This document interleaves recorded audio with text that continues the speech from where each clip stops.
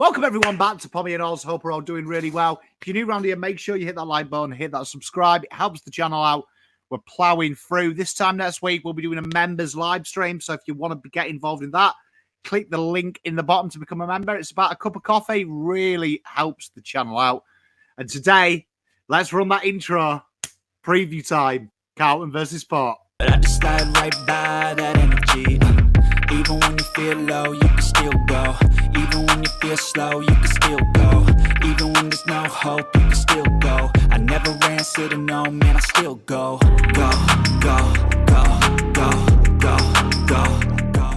We're going to do things a little bit differently this week. We're going to trial just using the power of my voice to see how that goes and give a little bit more of the personal feel to it, but also deep with the Danalytics that we look at. So what we're looking at today is obviously Carlton versus Port, and this is a game that probably has three stories, right? It has the story of the year, the story of recent last three games, but then also the story of the truth. And it's three different separate entities. Obviously, both sides in very good recent form. Obviously, we know Port Adelaide, they're on a massive win streak at the moment. Feels like a lifetime since they've lost. And Carlton, obviously, them 3 games against Gold Coast, Hawthorn and Fremantle. And the Blues have found a bit of resurgence. Namely, massive improvements in their ability to tackle in and around the ball, their ability to really bring the pressure. They're creating better scoring options. They're becoming easier goal kicks, which has seen our goal per inside 50 is shoot up to 29%, which is down from 18, which is huge, averaging to 110 points, and a huge increase in pressure acts. And obviously the goal accuracy going up to the 60%, just under. And also using the corridor more.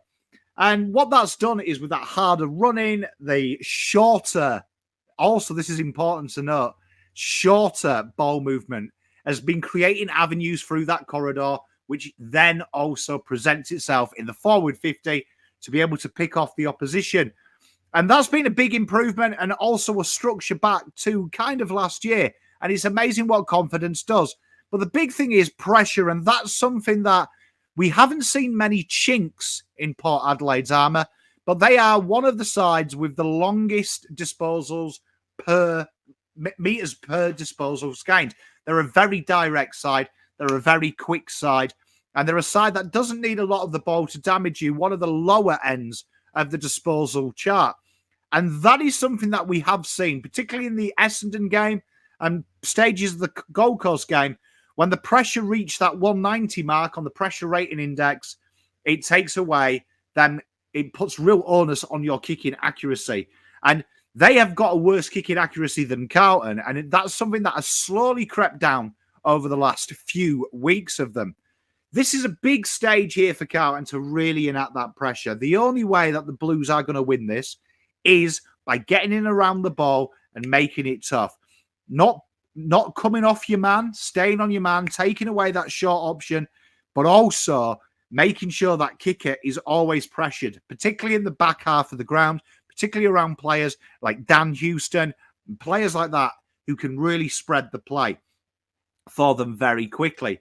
Carlton are going into this game at the moment, though, with players that on the pressure on the player rating in the last couple of weeks have really shot up. Cripper, Chera, Sard, Walsh and Wheaterin, to name just a few, have really shot up on the pressure rating.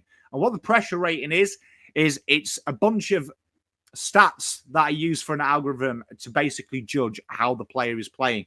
And it basically means their output is improving. And that has been something that we've seen. The key fundamentals for this game, for the Blues going into this game, is really that not much separates these sides as I bring up the yearly stats in the terms of goals, right? So if you actually look, it's the goal accuracy that does kill Carlton. And that's something that has absolutely been peppered at the moment. Carlton's goal accuracy over the last 4 rounds has been 58% versus 54%. And that is a big, big increase. As you can see, Carlton's goal accuracy at the moment is 43.8. Carlton have massively improved that. And that is from them little short hit-up kicks outside 60, looking to work the ball. And that is where Carlton need to look for this short ball movement. They are in trouble if they go back to playing long and direct. And there's been kind of a conduit in the Blues that at the moment the run is free and they're looking to take the game on and they're not looking to die trying. They're really going and saying, you know what, this is our brand and this is what we're about. And they're playing a side right now with all the confidence in the world. And that is something that you earn, to be fair. It has been an absolute marvellous run. Now, I said it's the story of three things. What does TPI say?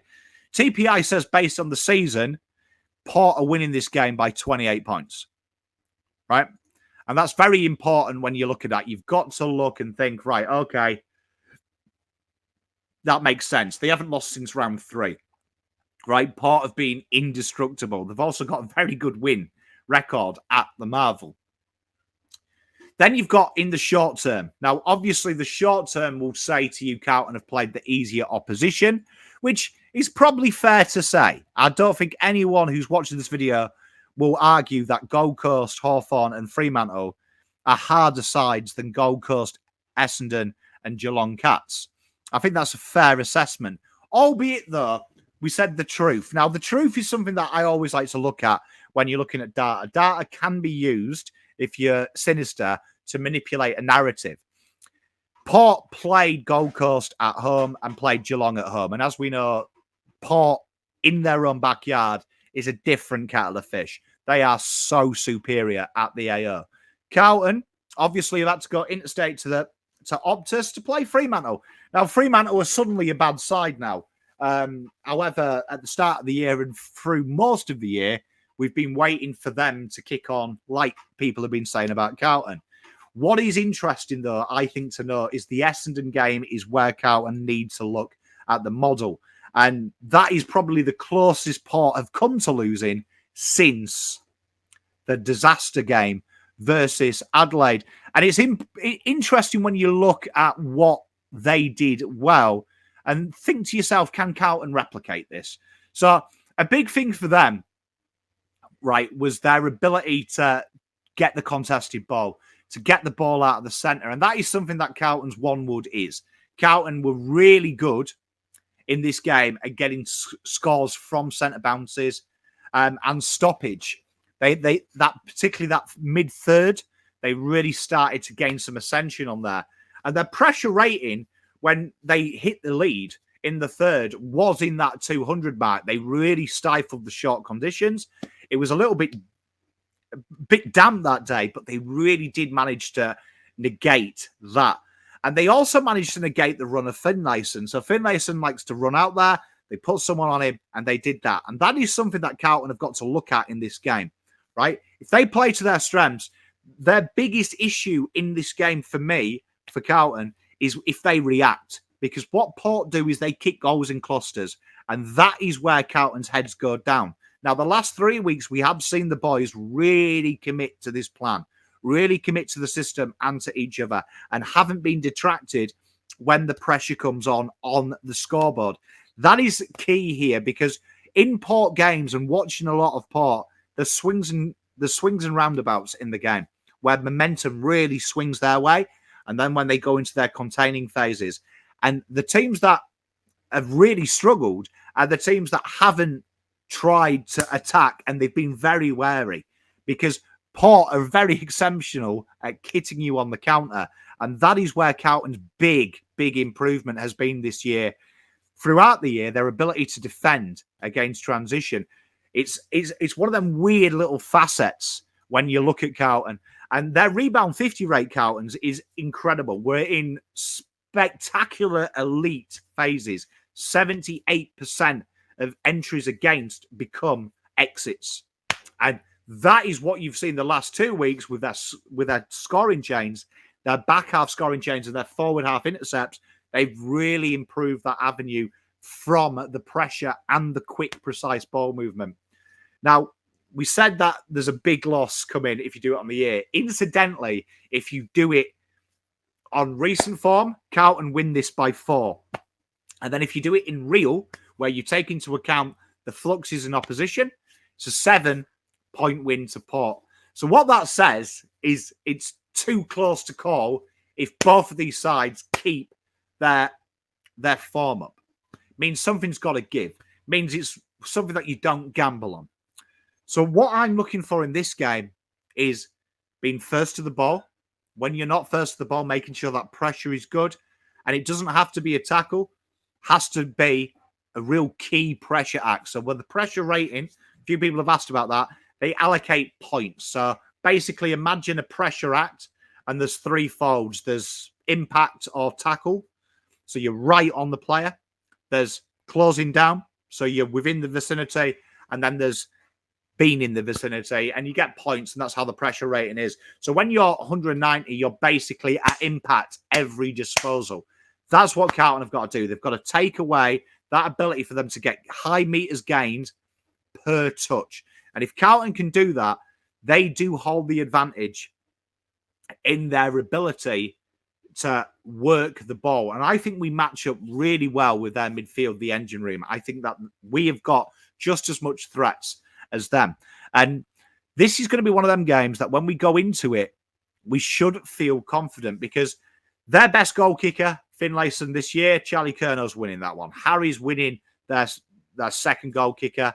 And Owies is on 17 goals. Charlie Dixon is on 19. But outside of that, Carlton have got players in here that can score goals, particularly in recent times. Chesney's popped in with goals. Doc has been popping up with goals. That is where Carlton need to do it. They need a spread. So Cunners, players like Fogarty, players like Walsh and Jack Martin have to get on the scoreboard and create that spread. Because when Carlton look at their backline, they will know that they can concede goals when there is repeat entries. That has been where it, I wouldn't say falls off because they're a fantastic side, but that has been where it is. And Carlton have the advantage in uncontested possessions. They're a better marking side. That is where Carlton have got to look to play their game. Looking to get into that corridor, spread it out wide from there, and then come in. And again, this is one of them games where Carlton's goal accuracy really puts them behind the 8 ball when you look at the season as a whole. And that is the big improvement. And not enough people are talking about it this year. But both sides have flooded the corridor. Port love the corridor more than most sides. Carlton have got to keep that avenue of short avenue and attacking football. All in all, this game is a game where we're going to learn a lot about the boys. And I'm going into this game with a sense of that this is a free hit. This is a free hit. I look at this game, Fremantle, Collingwood, and the Demons, as if finals is to be likely, they have to break even in them 4. They've got one out of the way, right? One of the danger games. This game here is a game now that if they lose, they're expected to lose. So go out there and play free-for-all. This is like round 2 last year. Everyone was amped against Richmond.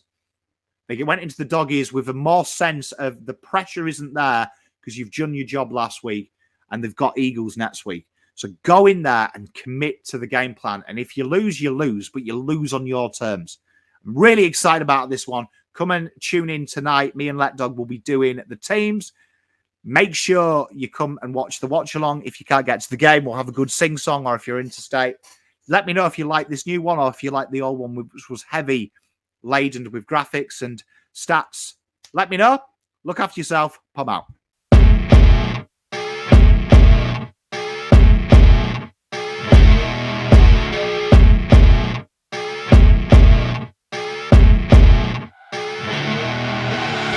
I see her rolling up, Uber black Cadillac, high heel boots and a sexy body full of tats. Baby's bad, oh baby's hella bad.